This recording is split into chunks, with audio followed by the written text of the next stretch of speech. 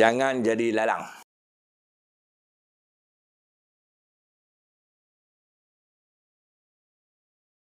Dalam bendang, orang tanam padi. Maka petani mengharapkan padi tumbuh besar, padinya berbuah lebat dan akhirnya dapat hasil yang banyak. Tetapi ada satu tumbuhan yang mengganggu tanaman padi. Tumbuhan tu nama dia lalang. Tumbuhan yang tidak dikehendaki. Maka lalang ni kalau dibiarkan dia tumbuh dalam bendang, dia akan tinggi daripada pokok padi. Kalau dibiarkan tumbuh, dia akan sama tebal dengan pokok padi, akhirnya mengurangkan hasil padi. Kita tengok di atas batas, nampak pokok lalang daripada pokok padi. Justru petani ni kalau dia nak hasil padi yang banyak, dia akan meracun lalang. Sebab lalang ni tumbuhan yang tak berguna. Perkataan lalang ini juga dijadikan satu perumpamaan bagi manusia yang tak berguna. Dalam organisasi, di pejabat, di sekolah, di mana-mana lah tempat orang berhimpun ramai, ada sistem bekerja. Dalam organisasi, ada lalang. Kalau tak banyak, sikit. Ada juga. Sebagaimana dalam bendang, ada lalang. Kalau tak banyak, ada sikit.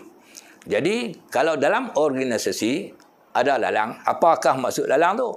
Iaitu pekerja atau pegawai yang tidak banyak menyumbang kepada organisasi tempat dia bekerja. Sebaliknya, kewujudannya hanya semak saja. Mengganggu perjalanan organisasi. Lalang ni kadang-kadang dia status pegawai. Kadang-kadang orang biasa saja.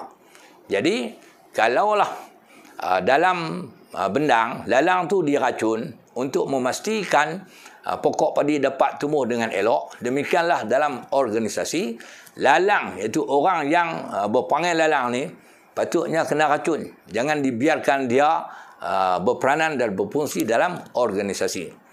Macam mana ciri lalang dalam organisasi?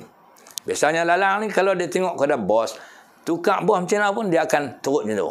Sebab lalang ni tabiat dia ikut arah angin. Kalau angin tiup ke barat, dia akan condong ke barat. Kalau angin bertiup ke timur, dia akan condong ke timur. Jadi lalang ni dalam konteks orang, dalam konteks pegawai pekerja dalam organisasi, orang atas kata betul, dia kata betul.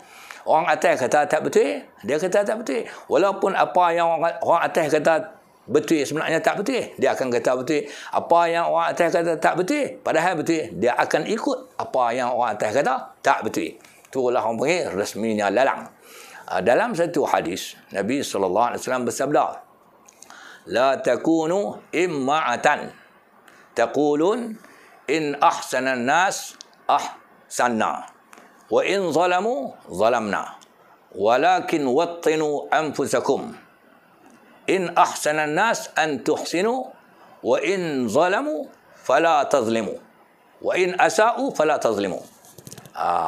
Dalam hadis ini Nabi kata, kamu jangan jadi imma'ah. Imma'ah ni kalau kita nak ambil terjemahan mudah, tak panggil lalang lah. Itu orang yang tak ada pendirian.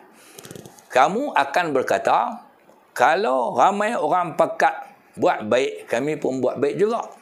Kalau orang pakat buat jahat, menzalimi, kami pun akan menzalimi juga. Tapi Nabi kata, walakin wattinu anfusakum. Tetapi sebaliknya, teguhkanlah pendirian diri kamu. In ahsanan nas, kalau orang buat baik, an tuhsinu, kamu pun buat baik juga. Wa in asa'u fala tazlimu. Kalau orang buat jahat, kamu jangan sesekali buat jahat ataupun buat zalim. Jadi dalam hadis pun Nabi tak bagi kita jadi lalang. Nabi suruh kita ni jadi orang yang tetap pendirian. Kesimpulannya, dalam organisasi, kalau ada pegawai, kalau ada staf, kalau ada pekerja yang panggil lalang, maka tidak ada faedah kewujudannya dalam organisasi itu. Dia makan gaji buta ataupun dia makan gaji tapi kerjanya kurang. Kerjanya kurang sebab dia lalang. Dia ikut aliran bos. Dia tak berani tegur bos. Dia tak berani tegur orang atas walaupun apa yang dilakukan oleh orang atas tu tak betul. Jadi lalang ni dalam organisasi tak ada faedah. Ada dia buat menyemak organisasi saja. Kalau tak ada lebih baik. Kalau lalang di dalam bendang kita racun, maka lalang dalam pejabat, lalang di sekolah, di mana organisasi, kita tak semuklah racun. Tapi buatlah sesuatu supaya dia jangan berperanan. Kalau boleh, basmi terus lalang dalam organisasi. Hakikatnya dalam organisasi, di mana-mana, utara, selatan, timur, barat, ada lalang. Kalau tak banyak sikit, tang ada tetap ada. Jadi kita yang jadi padi, jangan duk kawan dengan lalang. Melainkan kita lalang juga. Wallahu a'lam.